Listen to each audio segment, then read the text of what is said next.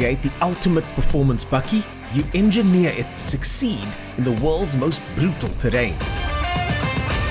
The Ford Raptor is the beefed-up boot of the ever-popular Ranger, with raised body and extra features to take you just about anywhere. Over the last few months, Ford have released a bunch of special edition buckies. And as the Raptor winds its life cycle down, they've now released this, the Raptor SE, or Special Edition. To thoroughly test the capabilities of this special edition, I take on a 4x4 course that calls for some serious rock crawling skills.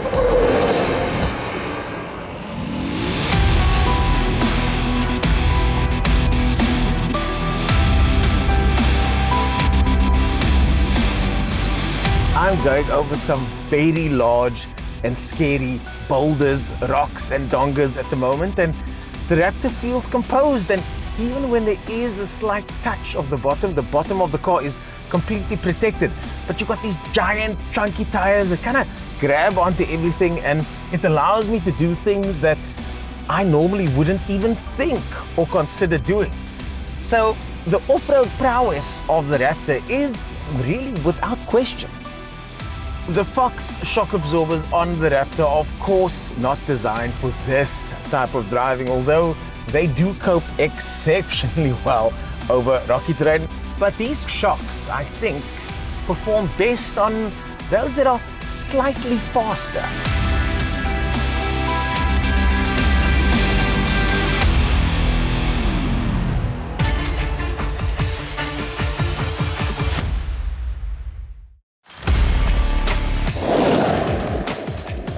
If you enjoy the scenic back routes on tire shredding, unforgiving gravel roads, well then this is where a car built for purpose has carved out its niche.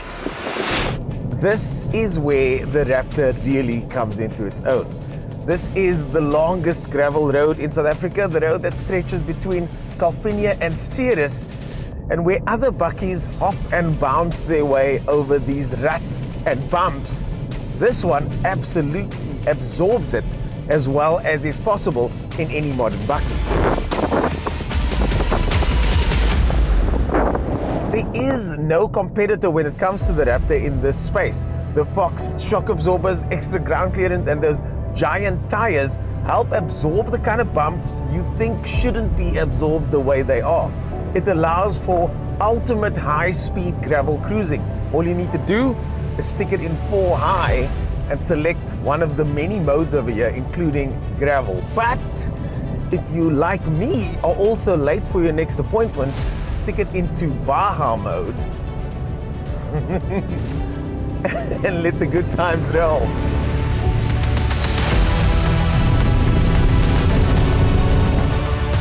Inspired by the Baja 1000 desert race, the Raptor's Baja Mode dials down traction, improves responsiveness and shifting speed, and optimizes the performance on high-speed desert runs. After spending some time in the Raptor, I can attest that it is still as good as advertised. But for 45,000 Rand extra, what do you get for your money? In the front here, you get blacked out details like the grille, bumper, arches, and side mirrors. You also get a sticker kit that runs over the top of the car. The bumper at the back is also blacked out, but the big changes are on top over there. That sports hoop is new, as well as this lockable roller shutter over here, also found on the Ranger Thunder. Now, that is where most of the budget will get spent when it comes to that 45,000 Rand extra over the standard Ranger Raptor. But there are changes on the inside as well. The interior of the Raptor usually comes with blue stitching, but this time it comes with red stitching, and that red stitching is everywhere. You've got it on the steering wheel, on the center section over there, and even on the dashboard.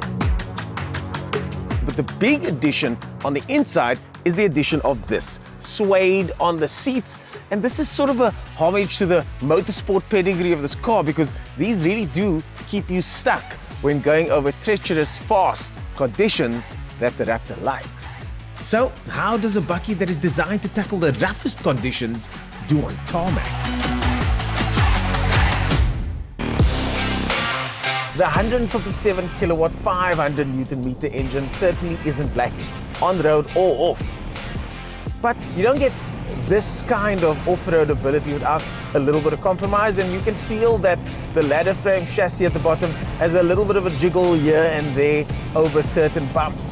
Also, the steering doesn't feel as precise as I would have liked it on this tarmac surface because you've got these massive chunky tires that move underneath the suspension.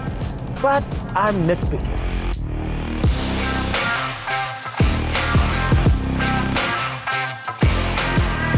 Usually with Ford special editions, the value proposition is so good that buyers are forced to ask themselves the question, maybe I should splash out on this limited edition version. With the SE, I think that the standard Raptor is still the one to go for. It's still unparalleled. But that got me thinking. With this SE version, it is the special edition of the special edition. And if you're after those bragging rights to put yourself right at the top of the Bucky food chain, maybe that extra 45,000 Rand is worth it after all.